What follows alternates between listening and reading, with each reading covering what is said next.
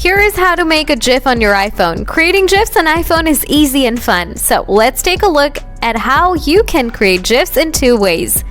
So let's get started. Process 1. Take a live video and make it a GIF.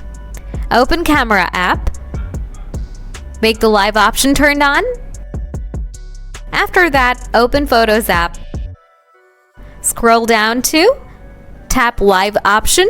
Find out your photo. Tap Live option. Choose Loop or Bounce. After that, this will create a GIF picture on your iPhone. Now, you can share these photos with your friends and family. Second process. Open the Shortcut app on iPhone. Open Browser. Try to add Convert Burst into GIF to your Shortcut app from Google. Also, look for video to GIF. After adding them, tap on it.